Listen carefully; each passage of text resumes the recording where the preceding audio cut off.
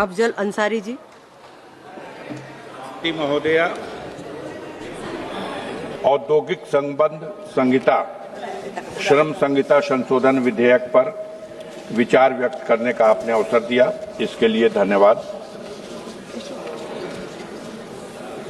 हमारे यहाँ केवल इस संशोधन की सामग्री को लेकर चिंता नहीं है, बल्कि सरकार की विधायी कार्यशैली को लेकर भी प्रश्न है।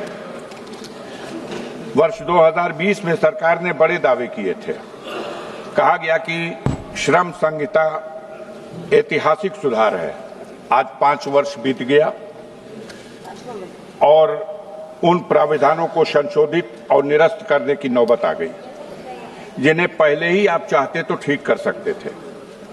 यह सुधार नहीं, जल्दबाजी में बनाया गया एक कानून है और बाद में स्वीकार की गई एक गलती है। जब सरकार एक स्थिर श्रम कानून भी सही तरीके से बना नहीं पाती तो देश के मजदूर उसके वादों पर कैसे भरोसा करें।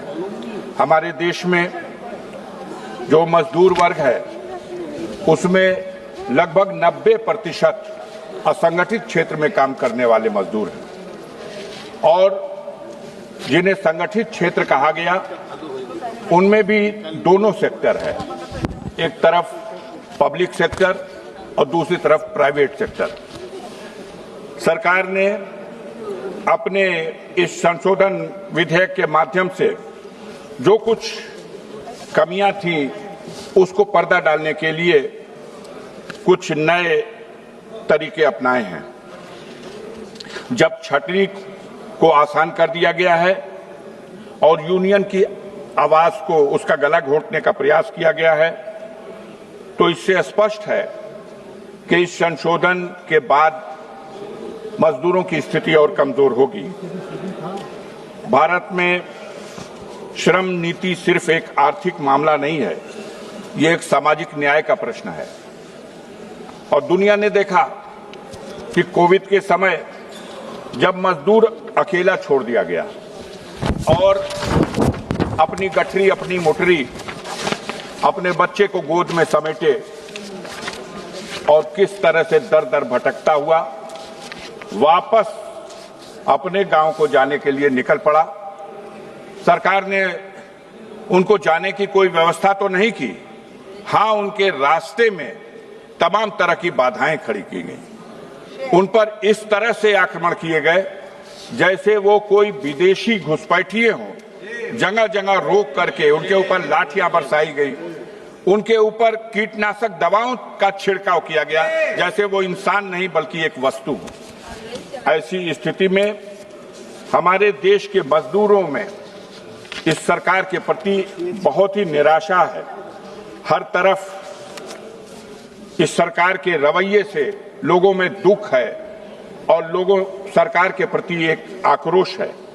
श्रम संहिता उद्योग को ढील दी जा रही है और मजदूर को असुरक्षा प्रदान की जा रही है। इसमें मजदूर की नौकरी सुरक्षित नहीं। अब 300 तक की संख्या वाली कारखानों और कंपनियों में बिना सरकार की अनुमति से जब चाहे जिसे निकाल दिया जाए, उसका कोई फरियाद सुनने वाला नहीं है। मजदूरों के हड़ताल पर भी रोक है। अपनी आवाज उठाने का भी इतना प्रतिबंध लगा दिया गया कि मजदूर कराह करके रह जाता है। ये वो मजदूर है जो इस देश की सही मानों में इस देश की बुनियाद है, इस देश की नींव है। हम यहाँ सदन में बैठते हैं, मजदूरों के हितों में बजट में प्राविधान करते हैं, संविधान लाने के प्रयास में सरकार बार बार संशोधन करती रहती है अपने ही बनाए नियमों में। मैं 4 पंक्तियों में ये बात रखना चाहता हूं कि ये संसद है, यहां वादों की खेती लहलहाती है और बजट में खूबसूरत शब्दों के मोती सजाती है। वहां फुटपाथ पर मजदूर की तकदीर सोती है और यहां कागज में जन्नत रोज ही तामीर होती है। अध्यक्ष महोदया, हम तो ये कहना चाहते हैं कि मजदूर जो अपना श्रम और अपना पसीना बहा करके आज अपने प्रांत में उसे जब 2 जून की रोटी नहीं मिल पा रही है तो वो पलायन कर रहा है। हम उत्तर प्रदेश से आते हैं।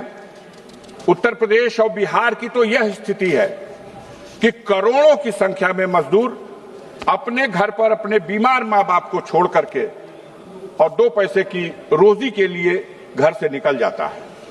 इनको बाहर चला जाता है और हमारी सरकार ढिंढोरा पीटती है कि भर्ती इजराइल में हो रही है और भर्ती रशिया और यूक्रेन में हो रही है, जहां बम के गोले गिर रहे हैं, जहां बस्तियां खंडहर बना दी जा रही हैं। अपने जीवन को जोखिम में डाल करके हमारा मजदूर उस दिशा में भी बढ़ रहा है किस तरह से अपने परिवार की जिम्मेदारियों को निभा सके।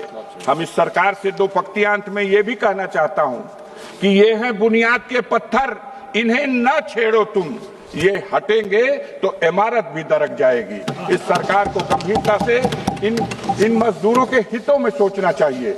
इन्हीं मजदूरों के परिश्रम का नतीजा है कि आज देश 140 करोड़ आबादी के बावजूद ये मजदूर, जिसे सरकार कोई रोजगार तो नहीं दे सकी, लेकिन वो अपना श्रम, अपनी मेहनत के बल पर अपने परिवार को 2 जून रोटी देने का प्रयास कर रहा है। ऐसे में इस तरह के जो संशोधन लाए जा रहे हैं, इनमें इस बात का ध्यान रखा जाना चाहिए कि जिसमें यदि उद्योगपतियों के हितों को ध्यान दिया गया और मजदूरों के अधिकारों में कटौती की गई, उनके अधिकारों को नष्ट करने का प्रयास किया गया, तो ये सरकार एक बहुत बड़ी भूल करेगी जिसे देश का मजदूर कभी माफ नहीं करेगा। बहुत बहुत धन्यवाद। माननीय सदस्य श्री कल्याण बनर्जी जी।